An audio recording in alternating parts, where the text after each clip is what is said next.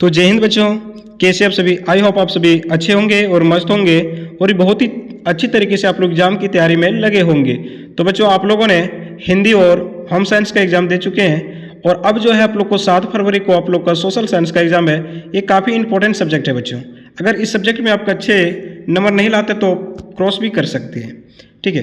तो 7 फरवरी में जो आप लोग का सोशल साइंस का जो प्रश्न रहने वाले हैं उनके लिए एक बहुत ही शानदार वीडियो लेके आए हुए हैं। इस वीडियो से कई प्रश्न आप लोग को डायरेक्ट एग्जाम में देखने को मिलेगा, ठीक है। मैं तो ये नहीं कह रहा बच्चों कि इस वीडियो के सारे प्रश्न आप लोग को एग्जाम में देखने को मिलेगा, लेकिन कई प्रश्न ऐसे रहेंगे जिसको हूबहू आप लोग को एग्जाम में देखने को मिल जाएगा, ठीक है। तो इस वीडियो के अंत तक बने रहिएगा और अगर वीडियो अच्छा लगे तो अपने दोस्तों तक जरूर शेयर कर दीजिएगा। तो बच्चों, आइए हम लोग बिना देर करते हुए एक एक प्रश्नों को देख लेते हैं। आपसे पूछ लिया गया है, ठीक है। सबसे पहले हम लोग एमसीक्यू प्रश्नों को देखेंगे। ये प्रीवियस ईयर प्रश्न है बच्चों, जो कि 2024 में पूछा हुआ प्रश्न है बच्चों। कह रहा है 19वीं सदी में ऐसी कौन सी ताकत बनकर उभरा जिसमें यूरोप के राजनीतिक और मानसिक जगत में भारी परिवर्तन लाया था? उदारवाद, साम्यवाद, राष्ट्रवाद और निरंकुशवाद। तो इसका सही उत्तर हो जाएगा राष्ट्रवाद, ठीक है। चलिए, फ्रांस में प्रथम विद्रोह कब हुआ था? तो बच्चों पूछ रहा है कि फ्रांस में जो प्रथम विद्रोह है वो कब हुआ था। तो इस प्रश्न को कई बार रिपीट किया गया है, तो आप लोग ध्यानपूर्वक इसको पढ़ लीजिएगा। 4 जुलाई 1830 ईस्वी को फ्रांस में प्रथम विद्रोह हुआ था, ठीक है। कह रहा है 1804 की नागरिक संहिता, जिसे आमतौर पर नेपोलियन की संहिता के नाम से भी जाना जाता है, उसने फ्रांस में सुधार के लिए क्या कदम उठाए? जन पर आधारित विशेष अधिकार समाप्त कर दिया, बिल्कुल। कानून के समक्ष बराबरी और संपत्ति के अधिकार को भी सुरक्षित बनाया, बिल्कुल बच्चों, ये भी किया था। मतलब ये भी सही है, यानी कि ऑप्शन नंबर 4 बिल्कुल सही हो जाएगा इनमें से सभी। कह रहा है 4 में कि 1917 में गांधी जी ने खेड़ा जिले के किसानों की मदद के लिए, कहाँ पे बच्चों? खेड़ा जिले के किसानों की मदद के लिए सत्याग्रह का आयोजन किया था। खेड़ा भारत के किस राज्य में स्थित है? देखिए, जो खेड़ा है बच्चों, ये गुजरात राज्य में है। कहाँ पे? गुजरात में। तो आपका ऑप्शन नंबर ये बिल्कुल यहाँ पे सही हो जाएगा, गुजरात। कह रहे साइमन कमीशन भारत कब आया था? देखिए, साइमन कमीशन का जो गठन है बच्चों 1927 ईस्वी में किया गया था, जिसके अध्यक्ष कौन थे? तो सर जॉन साइमन थे, ठीक है। इसलिए इसका कमीशन का जो नाम है वो साइमन कमीशन कहा जाता है, ठीक है। ये 1928 ईस्वी को भारत पहुंचा था, जहाँ पे भारतीयों ने इसका सबसे अधिक विरोध किया और जहाँ जहाँ यह कमीशन गया था भारतीयों ने काले झंडे दिखा करके इसका बहिष्कार किया गया था। तो ये भारत आए थे क्यों बच्चों? तो ये संवैधानिक व्यवस्था की कार्यशैली का अध्ययन करने के लिए भारत आए थे। अब देखिए किसमें दिया है, नई शिक्षा नीति लागू करने, जी नहीं, लगान संबंधित नहीं, संवैधानिक व्यवस्था की कार्यशैली का अध्ययन करने के लिए आया हुआ था। तो बिल्कुल आपका ऑप्शन नंबर सी यहाँ पे सही हो जाएगा। कह रहा है 1840 के दशक के मध्य आयरलैंड में किस बीमारी के कारण कौन सी फसल खराब हो गई थी जिनके लाखों लोग भूखमरी के कारण मौत के मुंह में चले गए? यानी कह रहा है 1840 के दशक में बच्चों आयरलैंड में जो है एक बीमारी फैली थी, जिसके कारण जो था आलू की फसल जो है काफ़ी खराब हो गई थी, ठीक है। तो यहाँ पे ऑप्शन नंबर हो जाएगा आपका आलू, बी में दिया हुआ है, ठीक है। प्रथम विश्व युद्ध खत्म होने के केवल 2 दशक बाद दूसरा विश्व युद्ध, जिसमें एक गुट में दोहरी शक्तियाँ मुख्य रूप से नाज़ी जर्मनी, जापान और इटली थी, तो दूसरा स्कीमा जो मित्र राष्ट्र के नाम से जाना जाता था, उनमें से कौन कौन से देश थे? आप समझिए प्रथम विश्व युद्ध कब हुआ था बच्चों? तो 1914 से 1918 के बीच में हुआ था, ठीक है। 1918 के बीच में हुआ था। जबकि जो द्वितीय विश्व युद्ध हुआ 1939 में प्रारंभ होकर के 1945 में ये समाप्त हुआ, ठीक है। तो इनमें जो पूरा विश्व था वे 2 गुटों में विभाजित था, मित्र राष्ट्र और दोहरी राष्ट्र। तक कह रहा है कि मित्र राष्ट्र के नाम से जाना, तो उनमें से कौन कौन से थे? तो बच्चों मित्र राष्ट्र में कौन कौन थे, ठीक है। तो मित्र राष्ट्र में कौन कौन थे? तो ब्रिटेन थे, सोवियत संघ थे, फ्रांस थे और अमेरिका थे। तो यहाँ पे आपका ऑप्शन नंबर 3 बिल्कुल सही हो जाएगा।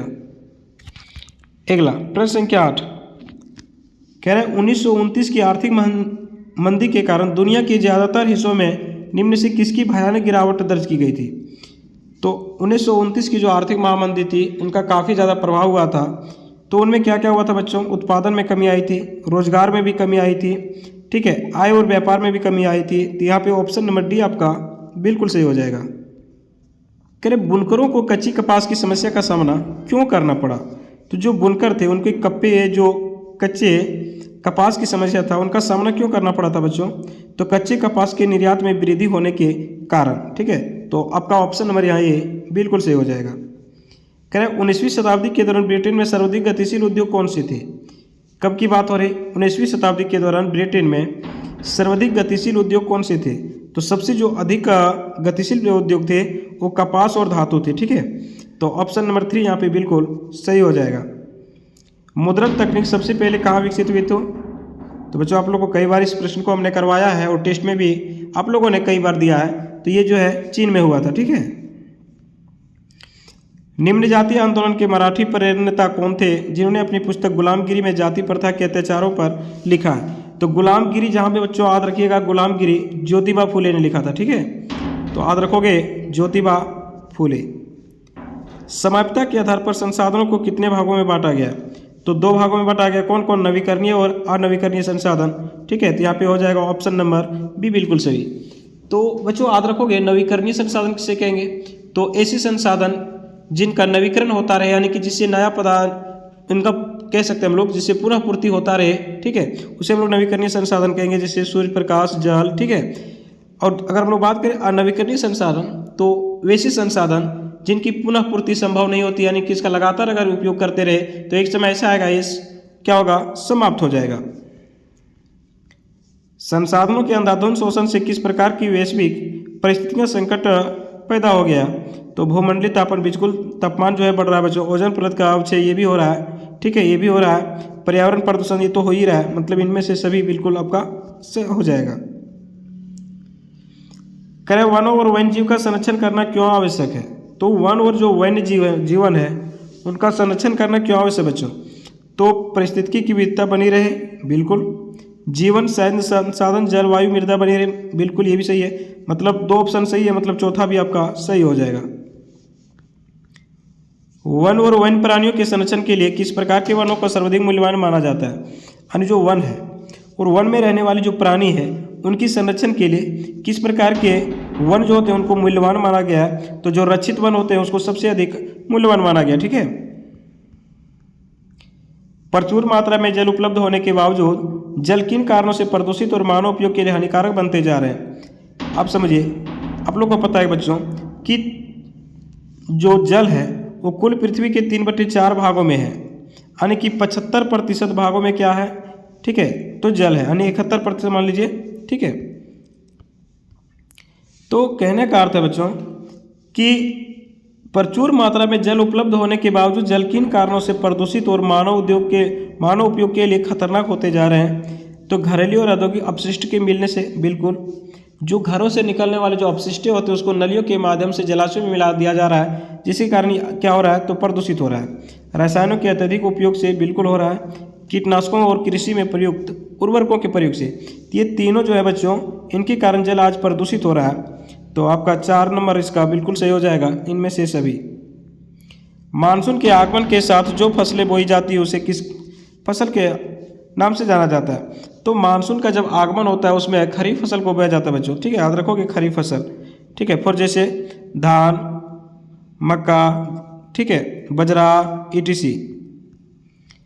पवन और सौर ऊर्जा संसाधनों की बहुतायत भारत के किस राज्य में अधिक पाई जाती है? तो किस राज्य में अधिक पाई जाती है? तो याद रखोगे राजस्थान। जल उर्वरकों के अधिक और अविवेकपूर्ण प्रयोग से किस प्रकार की समस्याएं पैदा हो गई है? तो जल क्रांता, लवणता, सूक्ष्म पोषक तत्वों की कमी, इनमें से सभी। तो ऑप्शन नंबर डी आपका यहाँ सही हो जाएगा। औद्योगिक विकास की रीढ़ के रूप में किस खनिज को जाना जाता है? तो कह रहे हैं बच्चों कि औद्योगिक विकास यानी उद्योगों की जो विकास के लिए रीढ़ के रूप में किस खनिज को जाना जाता है? तो जो लोयस्क होते हैं उसको माना जाता है। ठीक है, कह रहे निम्न में से किस प्रकार के खनिजों का प्रयोग आणविक ऊर्जा के उत्पादन में किया जाता है? तो यूरेनियम और थोरियम क्या उपयोग किया जाता है? ठीक है, क्योंकि ये भारी नाभिक वाले तत्व होते हैं। तो ऑप्शन नंबर ये जो है, ऑप्शन नंबर ये आपका बिल्कुल सही हो जाएगा। वायु प्रदूषण निम्न से किस पर अपना दुष्प्रभाव डालता है? मानव स्वास्थ्य पर तो डालता ही है, पशुओं पर भी तो डालता है, पौधे पर भी डालता है। ठीक है, तो ऑप्शन नंबर डी आप ये बिल्कुल सही हो जाएगा। 24 कह रहा है बेल्जियम में अल्पसंख्यक के रूप में किस भाषा के बोलने वाले लोग तुलनात्मक रूप से ज़्यादा समृद्ध और ताकतवर रहे हैं? तो बेल्जियम की बात हो रही है बच्चों, तो यहाँ पे सबसे अधिक ताकतवर कौन रहे? तो फ्रेंच है। ठीक है, जब 1956 में श्रीलंका में कानून बनाया गया तो उनमें किन किन बातों को जोड़ा गया? तो क्या जोड़ा गया, सिंहली को एकमात्र राजभाषा घोषित कर दिया गया। बिल्कुल। सरकारी नौकरी में सिंहलियों को प्राथमिकता दी गई। जी हाँ बच्चों। बौद्ध मत को संरक्षण और बढ़ावा दिया गया। ठीक है, तो यहाँ पे ऑप्शन नंबर 4 जो है बिल्कुल सही हो जाएगा। कह निम्न से कौन कार्यपालिका और विधायिका द्वारा बनाए गए कानून पर अंकुश रखता है। तो जो कार्यपालिका होता है और विधायिका जो होती है, इन पर कानून का अंकुश कौन रखता है, तो न्यायपालिका होती है जो होता है ये स्वतंत्र होती है। पोखरण जहाँ भारत में 1998 में अपने परमाणु परीक्षण किए, वह भारत के किस राज्य में स्थित है, तो राजस्थान में। सामाजिक विभाजन अधिकांशतः आधारित होती है, किससे होती है बच्चों, तो जन्म पर होती है। सांप्रदायिक राजनीति सोच पर आधारित होती है कि धर्म ही सामाजिक समुदाय का निर्माण करता है। इस मान्यता के अनुकूल सोचना क्या कहलाता है, तो सांप्रदायिकता कहलाता है। निम्नलिखित में से किस राज्य में शिशु मृत्यु दर सबसे कम है, तो सबसे अधिक और सबसे कम की क्या बात है, निम्नलिखित में से किस में शिशु मृत्यु दर सबसे कम है, तो सबसे कम कहाँ पे है, केरल। केरल में ही जो बच्चों सबसे अधिक जो है साक्षरता दर है। ठीक है, और लिंगानुपात भी है सबसे अधिक केरल में ही पाया जाता है। तो ये 30 MCQ प्रश्न था जो कि प्रीवियस ईयर प्रश्न है। यहाँ से कई प्रश्न आप लोग को डायरेक्ट एग्जाम में देखने को मिलेगा, क्योंकि आप लोग को पता है कि बच्चों की जो जेक है वो डायरेक्ट प्रीवियस ईयर प्रश्न आप लोग को पूछ रहे हैं।